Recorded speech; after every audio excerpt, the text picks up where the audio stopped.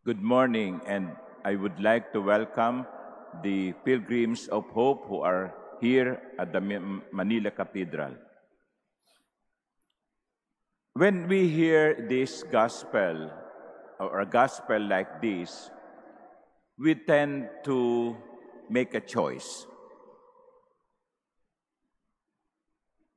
Meaning that I would like to be a tax collector. I don't want to be that kind of Pharisee. Well, in a way, it is understandable because Jesus, towards the latter part of the gospel, praised the tax collector for being sincere in his prayer, being humble, acknowledging his sinfulness. Pero mga minamahal kong kapatid, siguro mas maganda, hindi natin piliin yung tax collector sa Pariseo. It's not either or. It's not.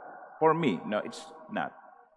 Because there is something in the Pharisee that we should imitate.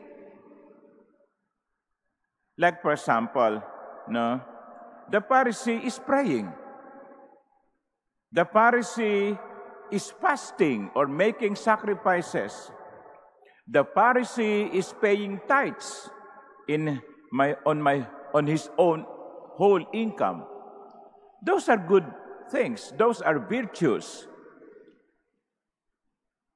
And the tax collector, he is not perfect either. He is a tax collector. In the eyes of his own people, he is a sinner.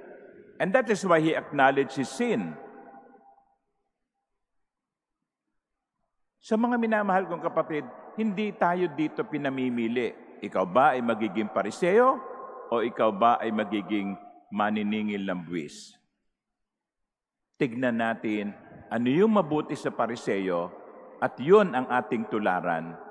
Tignan natin kung ano yung mabuti sa maniningil ng buwis at yun ang ating gayahin.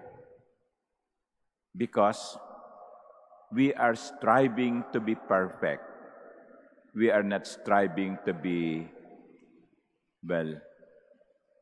miserable. So, let us try to spend time in prayer. Let us try to share our own resources. Let us try to be open to making sacrifices. Kasi kumisan, yan ang madalas na reklamo natin ang hirap-hirap naman, no? Baka kinakailangang tularan natin ng Pariseo na nagsasakripisyo sa pamamagitan ng pag-aayuno 2 beses isang linggo. Spirit of sacrifice, spirit of self-denial. And let us imitate the tax collector in his humility.